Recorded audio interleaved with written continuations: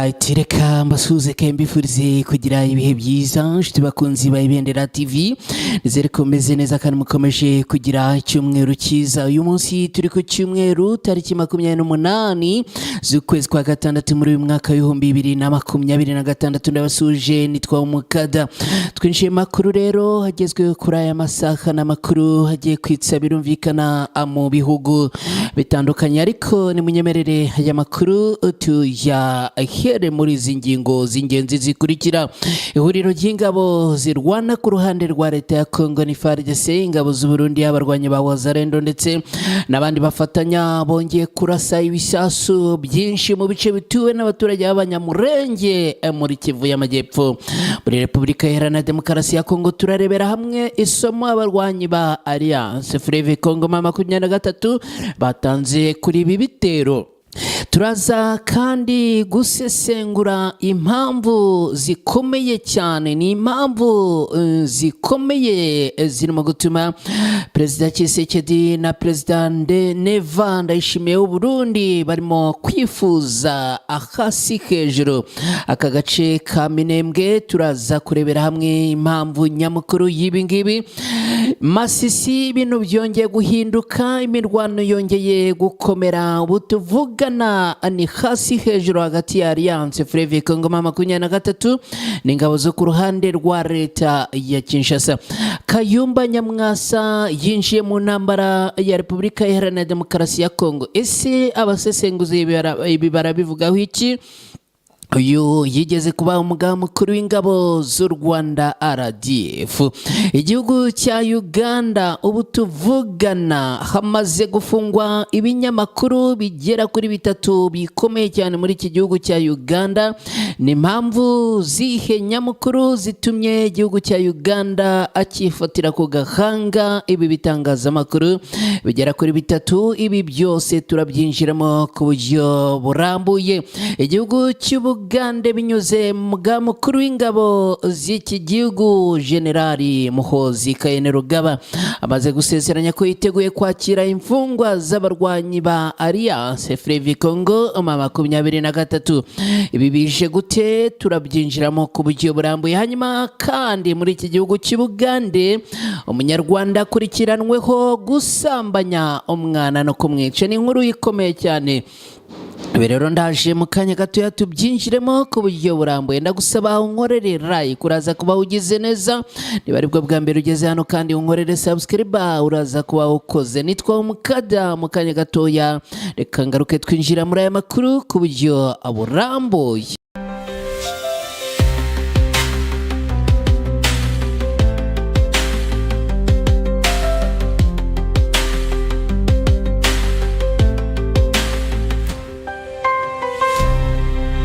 Kaze nanone rero makuru agezweho ku buryo burambuye hano ku Ibendera TV. Nari maze kubibabwira mu ngingo z'ingenzi. Aya makuru na makuru akomeye cyane twinjiyemo kuri iki cyumweru tariki 28 z'ukwezi kwa gatandatu muri uyu mwaka w'ibihumbi 2026. Mwese abantu mudukurikiye muherere mu gihugu cy'u Rwanda mbahaye ikaze. Abantu mudukurikiye muherere mu bihugu bitandukanye bya Afurika, ikaze risesuye. Ubwo ndavuga bari mu Burundi, abari Uganda, abari Kenya, abari Tanzania, abari Sudan, abari Malawi, abari Mozambique, abari muri Repubulika Iharanira Demokarasi ya Kongo n'ahandi mudukurikiye mbahaye ikaze. Hari abantu mudukurikiye muherere muri Leta Zunze Ubumwe za Amerika, abari muri Canada, abari mu Bubiligi, abari mu Buholandi, abari muri Australia n'ahandi, namwe tubahaye ikaze. Aya makuru rero ni munyemerere tuyanzikire muri Kivu y'Amajyepfo mu Minembwe. Ubu ndababwira ko ibintu byamaze guhindura isura yo ku rwego rwo hejuru.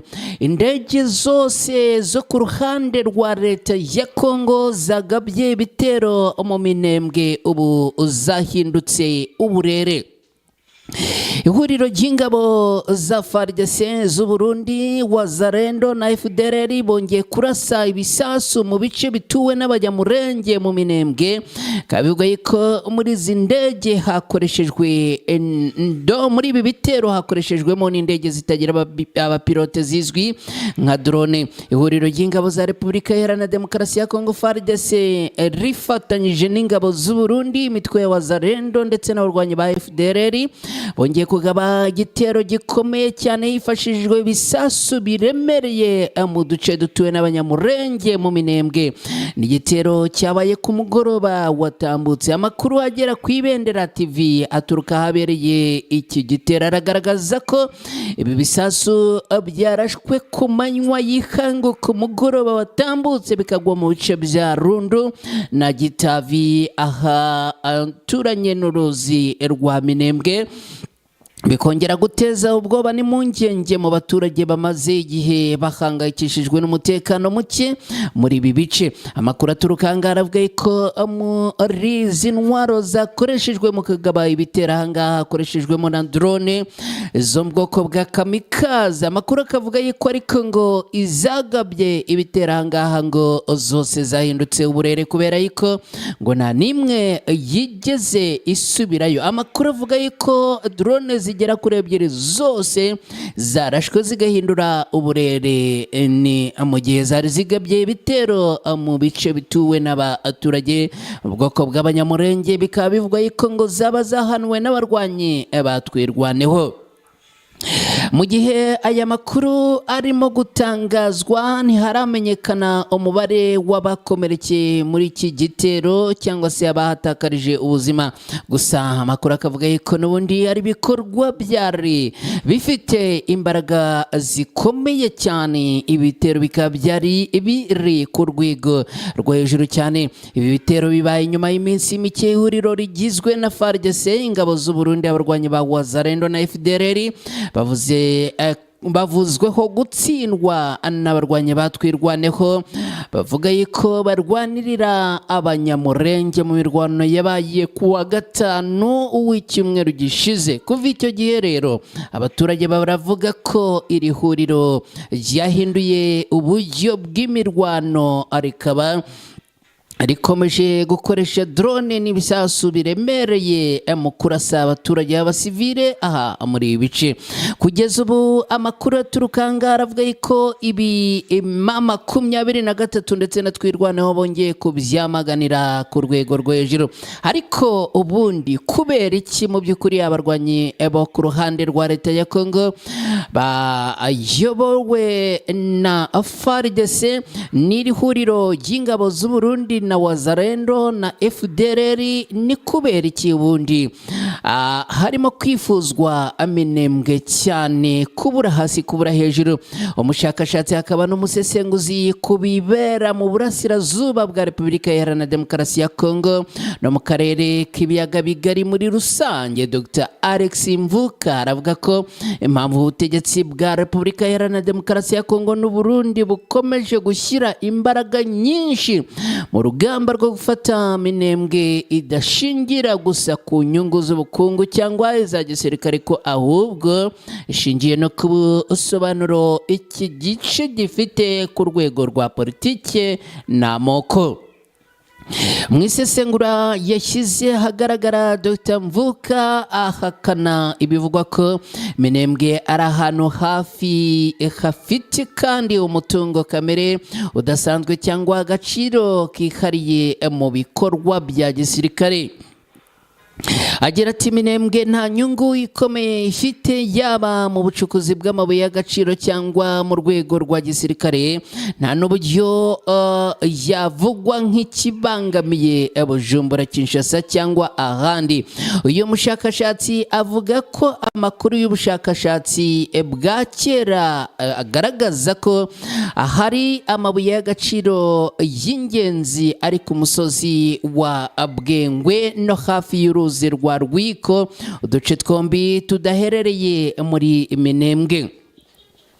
Dr. Mvuka anongeraho ko n'igitekerezo kivuga ko Minembwe ariyo nzira rukumbi ishobora gukoreshwa na Alliance Fleuve Congo 23 berekeza i Karemi kidafite ishingiro, kuko ngo hari izindi nzira nyinshi zishoboka. Dr. Mvuka avuga ko impamvu nyamukuru Minembwe yibasiwe ari uko yabaye ikimenyetso cy'abanyamurenge cyane cyane abavuye mu bya zabo bakayihungiramo. Yagize ati Minembwe yabaye ikimenyetso cyo kubaho no kwihanganira ibihe bikomeye ku Banyamurenge. Kuyigabaho ibitero rero ni nko kubambura aho abasigaye bumva ahatekanye.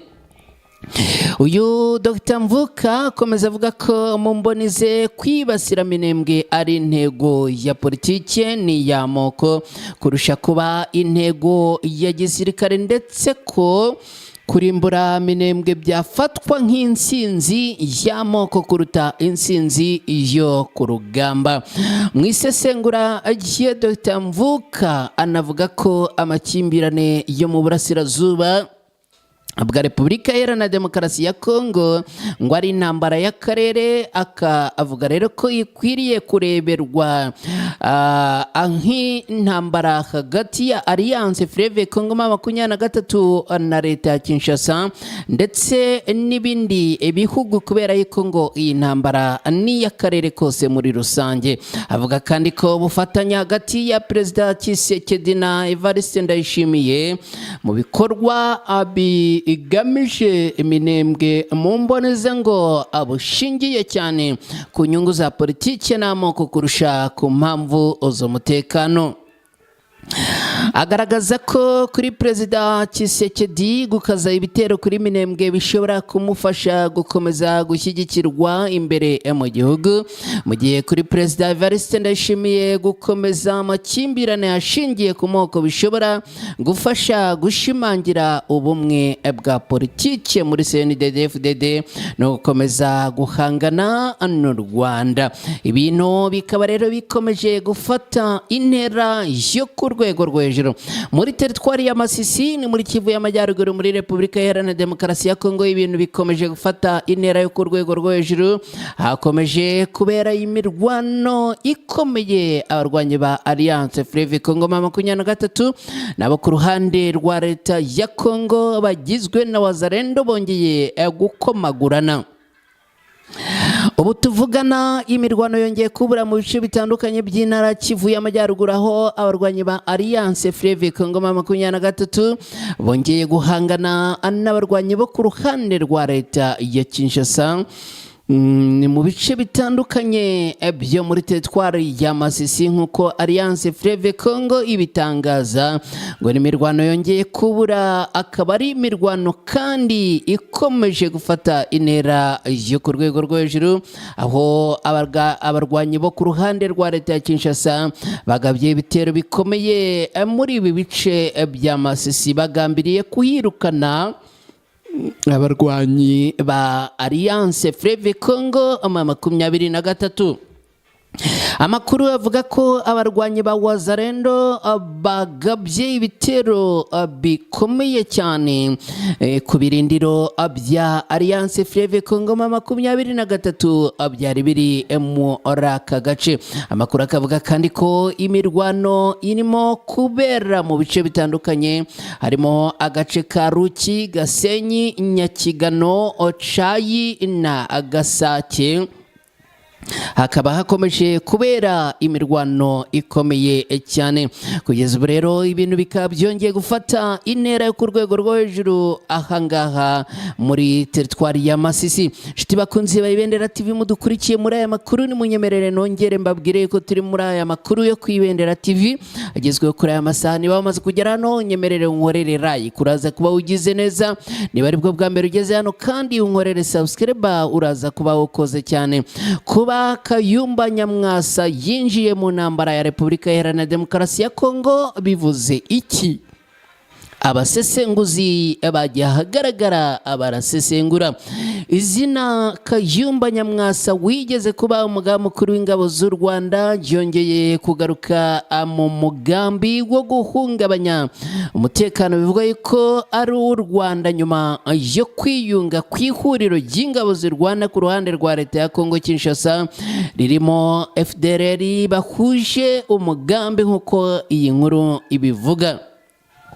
Abayobozi batandukanye bo ku ruhande rw'ihuriro rya Alliance Fleuve Congo M23 na Twirwaneho bavuga ko barwanya ubutegetsi bwa leta ya Kinshasa bakomeje kwemeza ko Kayumba yamaze kwinjira mu ntambara yo mu burasirazuba bwa Kongo biciye mu ihuriro ry'imitwe ya P5 abereye umuyobozi. Colonel Rugabo Fidele watwirwaneho mu butumwa yanditse ku rubuga rwe rwa X ku munsi w'ejo yavuze ko ingabo za Kinshasa na Gitega zongeye kurasa mu gace ka Irundu ko muri Kivu y'Amajyepfo zigasenya ingo nyinshi z'abaturage. Yungamo ko ku rundi ruhande hakomeje koherezwa izindi ngabo z'u Burundi harimo na P5 ya Kayumba Nyamwasa. Ku wa gatanu perezida wa M23 akaba umuhuzabikorwa wungirije ushinzwe ibibazo bya politiki na diplomasi mu ihuriro Alliance Fleuve Congo M23 bwana Bertrand Bisimwa yavuze ko hari impungenge z'uko ibibazo byo muri Kongo bishobora gufata indi ntera nyuma y'uko Kayumba yinjiye mu ntambara. Aha bwana Bertrand Bisimwa agira ati kuba ingabo z'ibihugu by'abaturanyi nk'iz'u Burundi FDNB, FDLR ndetse n'umutwe wa P5 wa Kayumba Nyamwasa zifatanya mu bitero bya leta ya Kongo ubwabyo ni ukwerekana ko ikibazo cy'imbere muri Kongo cyamaze kuba ikibazo cy'akarere. Ku ruhande rwe Lawrence Kanyuka umuvugizi wa Alliance Fleuve Congo M23 yavuze ko ubutegetsi bwa Kinshasa bukomeje kwagura ibirindiro byaryo bya gisirikare. Avuga ko nyuma ya FARDC, FDLR, Wazalendo, abacanshuro b'abanyamahanga ndetse n'ingabo z'u Burundi FDNB, Kinshasa ngo yongeyemo n'abagize umutwe wa P5 uyobowe na Kayumba Nyamwasa. Ariko ubundi uyu Kayumba Nyamwasa abantu benshi bagarukaho ni mu ntoki. Uyu ni umwe mu basirikare bazwi cyane mu mateka ya politiki n'umutekano w'u Rwanda nyuma ya jenoside yakorewe abatutsi mu 1994. Yabaye umwe mu basirikare bakomeye mu ngabo z'u Rwanda RDF, aho yigeze kuba umugaba mukuru w'ingabo z'u Rwanda hagati y'1998 n'umwaka w'2002. Nyuma yaje no kuba ambasaderi w'u Rwanda mu Buhinde mbere yo gutandukana n'ubutegetsi bw'u Rwanda akajya mu buhungiro muri Afurika y'Epfo mu mwaka w'2010. Nyuma yo kuva mu Rwanda, Kayumba Nyamwasa yabaye umwe mu batangije ishyaka rya Rwanda National Congress, umutwe wa politiki w'abatavuga rumwe n'ubutegetsi bw'u Rwanda washinzwe mu mwaka w'2010 hamwe n'abandi bahoze mu bayobozi bakuru b'igihugu. Leta y'u Rwanda yagiye ishinja Kayumba Nyamwasa na RNC kugira uruhare mu bikorwa byo guhungabanya umutekano w'igihugu birimo ibitero bya za grenade byabaye i Kigali mbere gato y'amatora ya perezida wa Repubulika mu mwaka w'2010. Mu mwaka w'2011 urukiko rwa gisirikare mu Rwanda rwakatiye Kayumba Nyamwasa adahari ku byaha birimo guhungabanya umutekano w'igihugu no guteza imvururu rumuhanisha igifungo cy'imyaka 25 ndetse runamwambura impeta zose za gisirikare. Nyuma yo gushinga RNC, umutwe wa Kayumba Nyamwasa wagiye uvugwa mu nyandiko zerekeye ihuriro ry'imitwe izwi nka P5 no kuvuga Plateforme Politique P5 ryari rigizwe n'amatsinda atandukanye arwanya ubutegetsi bw'u Rwanda. U Rwanda rwagiye rushinja bamwe mu bagize iri huriro gukorana n'imitwe yitwaje intwaro irimo FDLR. Ibirego abaregwa abagiye bahakana ku bwinshi. Dukomeje n'aya makuru nshuti bakunzi ba Ibendera TV, ni munyemerere twerekeze no muri inkuru ikomeye cyane ivuga yuko mu gihugu cya Uganda ibintu bimaze gukomera. Umunyarwanda akurikiranweho gusambanya umwana no kumwica. Umunyarwanda w'imyaka 28 bivugwa ko yitwa Vincent Masengesho uzwi ku izina rya Fiti yashyikirijwe urukiko rwo muri Uganda. Bikaba bivuga yuko ngo akurikiranweho ibyaha bikomeye byo gusambanya no kwica umwana w'umukobwa w'imyaka 16 witwa Munezero. Nk'uko byemejwe n'urukiko rw'ibanze rwa Kisoro, uyu mugabo ashinjwa ko iki cyaha gikoze kuwa 25 Kamena muri uyu mwaka w'2026 mu gace ka Kamonyi muri Kisoro. Ibiteganyijwe ko iburanishwa bikaba biteganyijwe ko uyu agomba kuburanishwa bikazakomeza kuwa 23 Nyakanga muri uyu mwaka w'2026 nk'uko hagikorwa iperereza nk'uko bitangazwa. Nibwo hazasobanurwa neza kandi imikorere y'uko iki cyaha cyakozwe. Mu rwego rw'ubwirinzi n'umutekano w'abaturage, Depite uhagarariye Kisoro Sambyibesho yasabye abaturage kwirinda kugenda nyine mu masaha y'ijoro. Uretse ibyo, umuyobozi nshingwabikorwa w'umuryango uharanira iterambere ryabo mu bwoko bw'abatwa ari nabo uyu mwana w'umukobwa yabarizwagamo, Penina Zaninka, yavuze ko mu gihe uyu ukekwaho icyaha yahamwa nacyo agomba guhanwa by'intangarugero. Ubu bwicanyi n'icyaha cy'ubusambanyi bikomeje guteza impaka n'impungenge mu baturage bo muri aka gace, cyane cyane ku bijyanye n'umutekano w'abana n'urubyiruko. Bakunzi ba Ibendera TV, dukomereje kandi muri iki gihugu cya Uganda ibitangazamakuru bigera kuri 3 bikomeye bimaze gufungwa byihutirwa. No kubera ikihe kibazo? Televiziyo za NTV Uganda na Spark TV ndetse na Daily Monitor zavanywe ku murongo mu gitondo cyo kuri iki cyumweru nyuma igikorwa cy'abashinzwe umutekano nijoro cyabereye hakorera National Media Group Uganda muri na Muwongo ano kuri Kampala Serena Hotel. Kugeza saa 12 za mu gitondo ku isaha yaho abakurikirana izi televiziyo zombi bageragezaga kuzireba bikanga, bakabwirwa ko video idashoboye kuboneka. Video inavailable. Ikinyamakuru Daily Monitor cyemeje aya makuru gitangaza ko sitasiyo zombi zavanywe ku murongo nyuma yuko abashinzwe umutekano boherejwe hakorera iki gitangazamakuru nyuma ya saa 6 z'ijoro. Abakozi bo muri iki kigo batangaje ko nta muntu n'umwe wemerewe kwinjira cyangwa gusohoka mu kigo, mu gihe imihanda igana ku biro bya NMG yari yafunzwe kandi amashanyarazi mu bice bimwe by'ikigo nayo yari yakuweho. Ibi kandi byagize ingaruka kuri radio za NMG. Abazumva bavuga ko 93.3 KFM na 90.4 Dembe FM nazo zavanywe ku murongo kandi zitabasha kumvikana. Ibi byabaye nyuma y'amasaha make umugaba mukuru w'ingabo za Uganda General Muhoozi Rugaba yanditse kuri X ko NTV Uganda na Daily Monitor bizahagarikwa.